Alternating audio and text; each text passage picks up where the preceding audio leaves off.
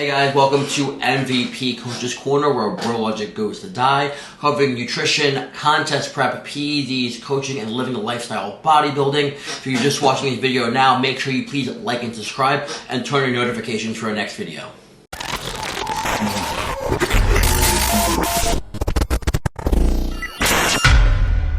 So what we got today, guys? We are going to be talking about prep because it's the season, everybody's in prep now. Since the season is in full swing, there's a lot of people, I don't want to say a lot, but there's a decent amount of people that jump into preps expecting to be shredded in a show in 16 weeks. And we know it really doesn't work that way, right, Mark? Yeah, because like I feel like people just think like, hey, like, oh, in 16 weeks I could be a whole different person, and that has to be underneath what we currently have, right? And like, absolutely, the thought of needing 16 weeks to get in a show isn't the case for many people, right? The average person who's just living the lifestyle to extent is not 16 weeks out. They're just not. They're normally a little farther than that. And especially if you want to be competitive. So like, if you wanted to hire me to just to jump into a show, like you'd have to go look somewhere else, because I really don't do that. Now, like, when I put someone in prep, like, the first goal is to keep food as high as possible before going into your prep, right? With activity as low as possible, with keeping food, with keeping good with body fat in a good range. Now, the higher the food I have with someone before I go into a prep, the more I have to play with when we actually start prep. And with the activity being super low, maintaining a great body fat, I have tons of activity I can throw in. I'll use our client Victoria. I asked her before this to see if I can use her as an example. But our prep timeline was 20 weeks with her. And when we got to the point of actually starting prep, food was slightly below 4,000 calories. Her activity was 10,000 steps, which she's in college. It was something she just did by going to class. And 20 minutes of stairs. That gave us so much room for us to play with. And she's far enough ahead right now that we'll be able to pull fatigue a few weeks out, and she'll just coast into the July show, and she'll super coast into the August show. And like, let's make it short and sweet. Just get ready early. That's all we all have to do. And then the process is so much easier. I almost rather be a little bit more aggressive at the beginning so I can scale back. In most cases, but I also don't. This is also playing the card is like, I don't want to start with too much, because then if that didn't work the way I expected, I have to push a lot harder to get the same or equal results. Right, because you might hit a wall there. Yeah, which is pretty common. The wall pretty fast. I mean, we do see that happen typically. We've seen it happen with some of our clients currently as well. The wall does definitely happen, and that's why we look into like managing fatigue and everything else to try to again drive us forward and keep us going forward. Okay. And we'll talk about that later. Yeah, touch on that later. So I mean, that being said, since we just covered Victoria real quick, like I just want to share like her most recent check-in, because this is 16 weeks out. Oh, and yeah, so like this would be like the quote unquote starting point for someone who thinks they're just going to do a show in 16 weeks. So like more of a realistic answer for someone when they actually are like, oh, am I 16 weeks out? Well, this is roughly like what 16 weeks out should kind of look like. And just gonna have to show a side shot, because it's my fucking favorite shot of her. Her side shot's so good. Yeah. And like, when you say 16 weeks out, I think so close too. I'm like, oh shoot, like, yeah. Yeah. So we look at it like for the person who says they're 16 weeks out from a show, this is what 16 weeks out would look like in a perfect timeline, especially for a women's wellness division. You can see we're losing about 1% of total weight per week, which is like the optimal I would like to lose in a scenario like this is just 1%. Again, we're keeping things very minimal, activity's not too high, food's still decent, and then again we'll be able to coast into the show and be able to pull fatigue when we want. Yeah, 100%. And since we're talking about Victoria, let's talk about how working with men and women in this situation is drastically different. But can we go over the difference in the prep timelines for those two? Yeah, most definitely. So like the big thing I always say, and people probably tired of hearing me say it, is women are not small men. Women are not small men. Um, but let's start with the biggest factor is how high is someone's body fat. That's one of the biggest factors. How long it takes for someone to get back into shape or get in the shape. How much muscle do they have, and have I dieted them before? So I'll use the example as a male. A male whose off season I handled myself, and the body fat did not crawl up too high, and the food is in a great place. And like for men, I'm talking about like 4 to 5 plus thousand calories. I would like them to be at before we start prep in most scenarios. Obviously, based on how big an individual is, we're talking about like a middleweight competitor. That's probably not really going to be the case. We're talking about some of our heavier competitors that can obviously be much bigger than that. But like that would be someone who I would prep for like 16 to 18 weeks. And this is so I can get them ready early enough to pull their fatigue. So like the last 7 to 10 days are literally just a walk in the park. Now my female divisions, same exact scenario. Let's say all other factors. I did their off season, everything else. I'm saying 20 to 24 weeks. Overall with women divisions, there's some things we should consider. One, their actual cycle. Depending on the individual, this can be almost a loss of a whole entire training week, based on how much their strength falls off during that week. You have some people who lose a couple reps during that week. Some people who can't lift their top sets they normally do. These are normal things. These are things that have to be considered. So you don't, I guess, count weeks that you really aren't utilizing to the fullest extent. And then the other thing is, like, obviously when it comes to women lose fat at a much slower rate than men for the most part. And so like we can't be as aggressive with them either when it comes to dieting. Like for men, if we want to get really aggressive, we can strip all the fats down into strictly just protein and carbs for a few weeks, and we'll see my men like big chunks of progress being done. With women, we pull their fats away. It doesn't always work in that perspective, especially because now we're messing with their estrogen production, which can throw a lot of other variables off. 100%. Yeah, especially when it comes to like males and females, like a guy who's already in shape and everything like that, you said it, we can get them ready in 16 to 18 weeks. It's pretty common. With females, it's just a lot more, there's more variabilities that you have to worry about. Especially if they're on birth control too. That's another one that's Yeah. Yep, that's a big one. Big wall. Big barricade. And so make it simple, just don't be on birth control. Right? Like, Let's just not do that. It's your preference, but almost in the end, it's just like if you want to reach that certain point, it's holding you back. Yeah.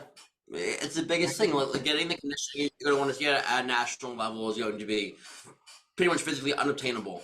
Again, or the I have never seen it. I don't feel like it's truly possible. Again, your hormones will be fighting you the whole entire way. Exactly. Yeah, and that's not something you want to go against. So with classes like wellness and classic physique, there's a lot more muscle needed for entry. And right now, these are the most desired classes to compete in. So what would you say is the biggest issue with that? So like, I would say like aim for the stars, right? Like when I first started bodybuilding, I didn't have enough muscle to really bodybuild, but like I grew into the class.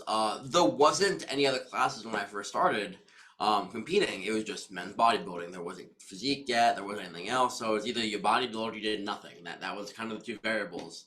At 19 years old, it was definitely took a hot minute to grow in the bodybuilding, but I didn't really know that, so I just fucking did it. But like that being said, there are now other classes you can start with, like bikini or men's physique. And like I understand this may not be the class that you want to do because your favorite influencer doesn't compete in that same class.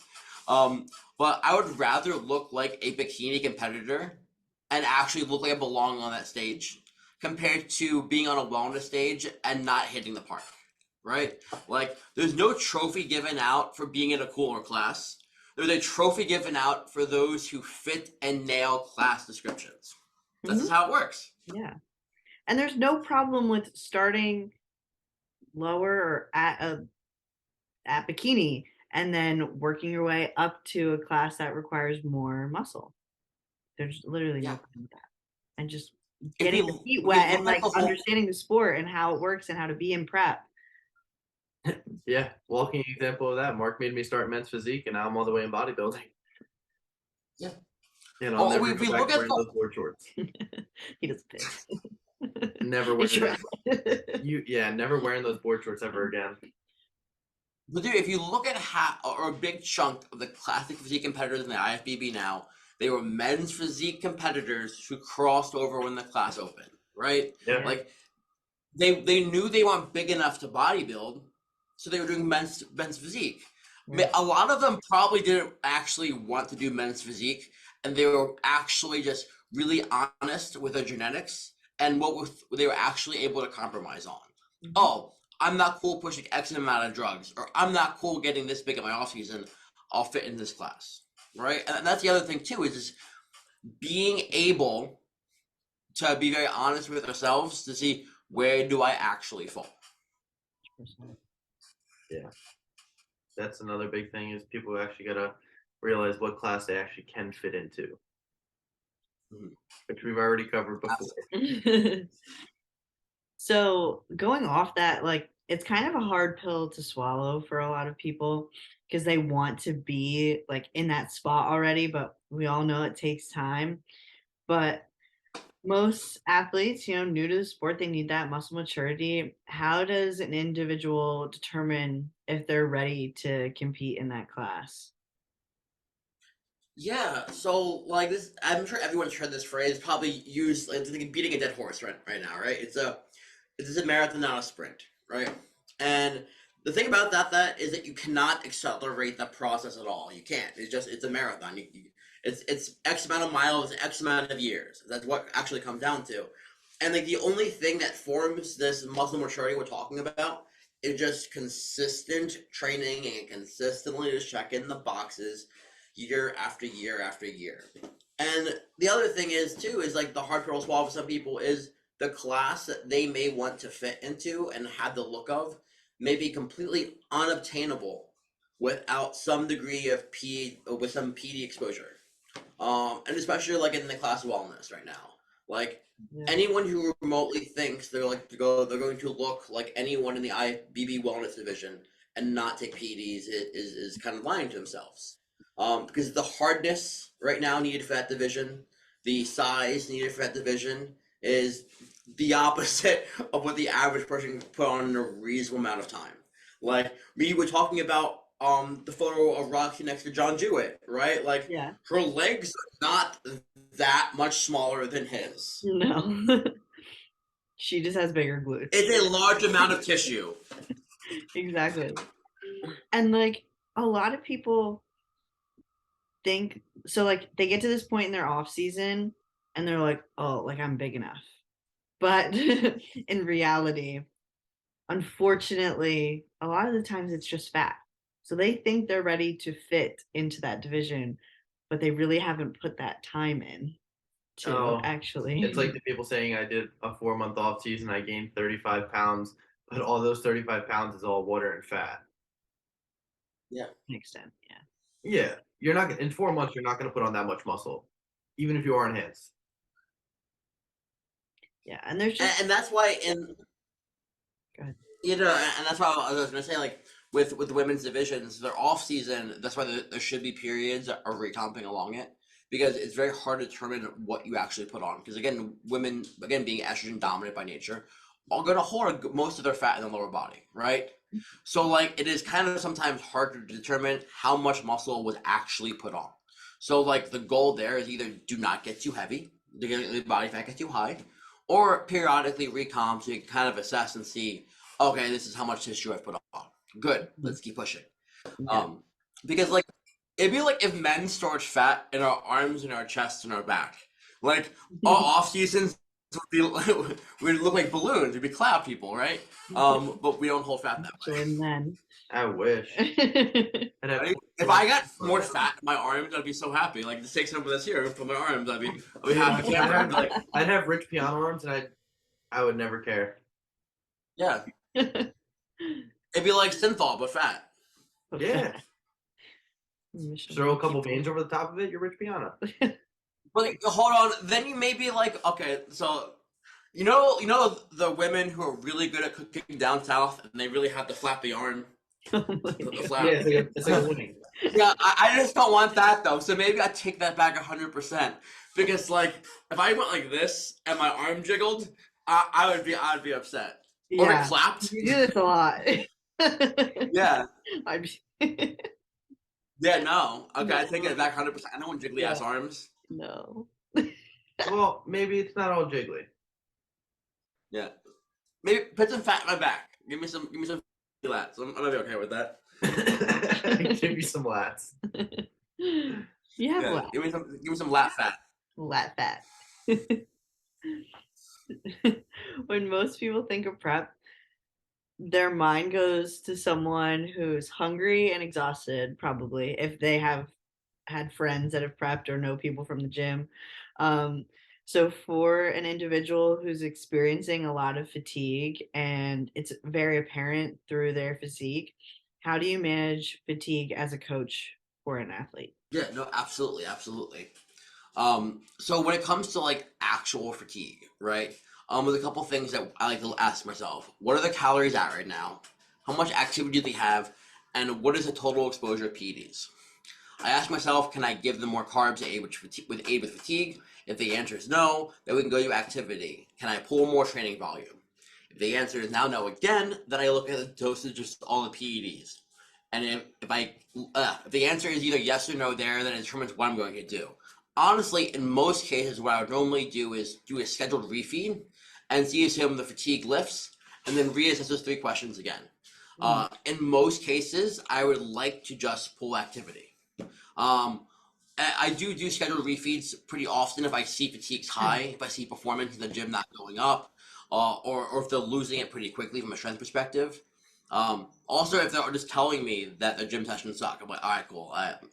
We've been losing weight consistently. It makes sense why you're a little fatigued. You lost 5 pounds over 2 weeks, so okay, let's give you a refeed. Let's go. So what do you think about having an athlete take a small break from training during prep? Do you think it could be useful for the situation, harmful? Yeah, no, I definitely think it can be super useful, and that's a great question. I actually had a friend with one of my or called one of my friends today, who's also a coach, and we were discussing one of the bikini girls. And this was actually my recommendation for her.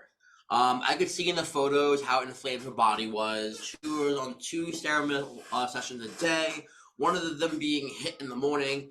And I was telling him, like, if we can lift to fatigue, in normally cases like this, the check-ins look better the following week. Performance is better in the gym, and at the end of the day, performance is going to be the biggest driver of change when it comes to a contest prep. If your gym session starts sucking and you can't perform the same way, you can't expect to look the same way.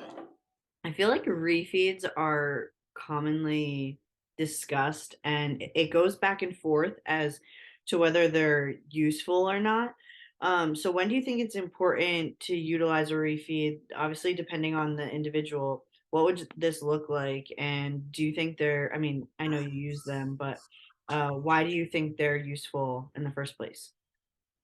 Yeah, totally. I will say, like, I do feel like refeeds are just thrown in many cases without a exact rhyme or reason. Someone's coach gave them a refeed around this time, so they give all their clients refeeds around this time. Um, Here are times where I would normally use refeeds. Fatigue is super high because our activity is really high, and the food's probably really low here. So I'll use the refeed here to lift some fatigue, replenish some glycogen, so they can have better lifts the next few days. The other time I'll use this also is someone losing weight in big chunks. If I have a client having big chunks of weight fall off, I'll give them a refeed because this means we're in a bigger deficit than expected. So the refeeds almost use a small like diet break, kind of, let's call it that. So they'll have a day with slightly higher carbs to fuel them for the remainder of the week. If they're losing big chunks of weight too, my other fear is a big decline in gym performance. Once our gym performance starts tanking, we lose our biggest driver of having a good physique. If you're moving like significantly less weight every week after week after week, you can't expect to maintain and keep the tissue that you put on through the whole entire process. You're already in a caloric deficit. Granted, you do have some type of PED exposure in most cases. But your activity is really high, food really low, so the only reason you have to keep muscle is because the same amount of stimulus is hitting it. Right. Do you feel like there's a point, like a certain amount of weeks out, that you should really be seeing, or like, hey, I'm like 8 weeks out and I, just like can't lift the same amount of weight at all? Like, is that a big red flag, or do you think it would be closer? So I think it's very specific for everyone. So Mhm. like I'll use Victoria as a prime example, right? Like I feel like since she's far ahead, she's possibly going to hit a wall early on in her prep when it comes to an energy level. But we'll be so early on for her that we'll be able to pull fatigue back, and she'll be able to keep coasting. So she's a prime example of someone who probably won't lose much strength at all, and I'll be kind of alarmed if she starts losing more. Um, Right. Now, but I have other people who are kind of exactly where they should be on the timeline. They're not going to be ready like 3 4 weeks in advance. They're going to be ready exactly kind of the week when they should be. Fuck, I lost my train of thought, dude. Oh, you want me to finish it? Go ahead. So I'd What was say the question again? losing strength and training. I'll finish it though. So if they're typically going to be ready on time, you'll typically see kind of a decline, probably somewhere around like I'd say midway through prep. You'll see a slight little decline in strength. But most of the time it's very easy to mitigate from 8 weeks out.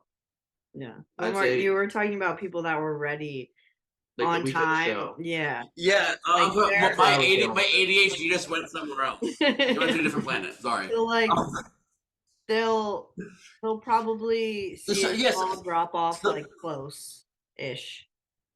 yeah, Joe. yeah. So we have some people who are like 5 weeks out, and they're not on any PEDs, and their fatigue's kind of high right now, and they'll be ready on time. But again, when you don't have any PD exposure, that obviously is a big factor as well when it comes to recovery, especially if you're in a division like wellness, for example, where you're hitting the same muscle with volume and volume and volume, as well as obviously we do cardio on our legs, right? Like we're not doing like handmills, so they're still doing steps in, which is still fatigue on the legs as well, or they do have 20 minutes of stairs, whatever that might be or so. So there are definitely people who I expect to lose some strength, especially the ones who are on pace right now, and also the ones that don't have any enhancements. So obviously we know prep isn't supposed to be easy, and it takes a lot to get to the level of conditioning that's required. So I feel like it would be important to talk about what people experience in that decline in prep, and how it can affect their personal life if they don't have everything in check. You want to take this one away? You want me to Okay, go ahead, you want me to start. do it? So there's a few things you can expect in prep to kind of happen. You'll definitely see a cognitive decline just from the mere factor of like your dieting. Obviously, you're not going to have as much brain function as you would normally when you're just dieting normally. Um, that's just the nature of dieting. You're going to be more irritable. But that's in your control. You can control if you're irritable or anything like that. You need to just ground yourself at that point. Walking start feeling like a task. Getting out of your car is going to start to suck. At the end of the day, you chose to do this sport. If you're a first time competitor, you're not really going to be noticing. You're not going to be expecting to know what's going to happen. Most people don't really tell you that's what happens during prep, that you just kind of go through it. But if someone's been experienced, they kind of know the ways around it. But just finding a way to ground yourself and get yourself back to um, how to respond to any situation is the greatest thing you can do. In my last prep, I had a lot of things that happened were outside of my control. Um, but I was in control of whatever reaction I had. Whether it be someone being in my presence that would put me in a negative mind space or a negative headspace, I would just take myself out of the situation. Um, as I went on, my circle got pretty small, and having a small circle is honestly the best thing you can do. That really helped me the most. Mark, do you have any tips of what Yeah, you man, did? Oh, go ahead. yeah, and so I would say I live like a hermit in general, right? I'm a small circle type of guy, period. So from a prep perspective, everyone who's involved in my life has been around for at least one prep, so they kind of understand how I work by now. They know that I'm going to be even more quiet. I'm going to be even more closed off. And if you want to talk to Mark, you probably have to reach out to him. But beside that component of it, if something does not aid you in your journey or aid you financially, kind of cut it out. I tell people use their prep time almost as a spiritual time. That's how the way I've always liked to look at it. as a way of spiritual enrichment. Now, the cool thing about monkism is that monks are not supposed to seek pleasure through other sources beside prayer. So their food is extremely bland. It's not seasoned. It's nothing. And because the big thing is, if you can control what you eat, you can control every aspect of your life. So I always tell people to try to use their prep as a self improvement season, not just for this, because you're waking up early anyway. You're going to be doing cardio anyway. So why not listen to an audiobook? Why not start doing better habits? It's a whole entire thing that can become an experience. And like, if you keep up with those things and you keep living the lifestyle, you can carry those habits to other forms as well. So like, don't look at it as, hey, I'm just gonna get shredded in 16 weeks. Like, yo, dude, I can actually like make a bunch of cool life changes that I can hold on to because I'm gonna habit stack them with my other tasks anyway. Because I have to do those tasks. So if I put something with it, I want to pick up something cool. I think I got really big in the audiobooks. Was I just decided one prep to listen to audiobooks, and it's just something I do now. And I probably go through 25, 30 books a year, specifically because I just listen to them. And I wake up early enough when I do my walks. It's something that gets accomplished. So look at your season as not only getting it shredded, but look at it as a way to also improve every aspect of your life. And if things don't aid you, cut them out. Exactly. Yeah. I started journaling in prep, and I still do that now. Yeah. Something else. Things you do in prep, you keep doing. Yeah, and listen to podcasts. That's my favorite thing to do. I listen to podcasts almost all day. It could be on the most various information, but I'll listen to it just to listen, to learn something. Yeah. It's mostly about bodybuilding for me. Crime. You know. I don't know. Crime podcasts are kind of interesting. We're talking spiritual. Mostly bodybuilding. It's still It's interesting. supposed to be spiritual. Yeah, but it's still interesting. I'm kidding. They make great stories with it. Yeah. I'm sure. Passes the cardio really fast.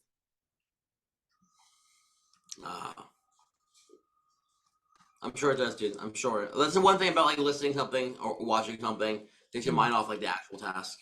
That's why I play RuneScape every prep. I literally, it's probably the worst thing in the world. I just walk on the treadmill like this and I play RuneScape. That's so bad, dude. That's so funny. Yeah, I can't do that when I'm on the stairs. That's kind of hard. He's Yeah, clumsy. you don't hold on anyway. You're good. You fall off. I don't touch the stairmaster when I do it anyways. That's the thing. You can breathe both your hands. Because don't worry, just fell against the door. Just trap me in now. I saw her poop. Light disappeared. Ah. Yeah.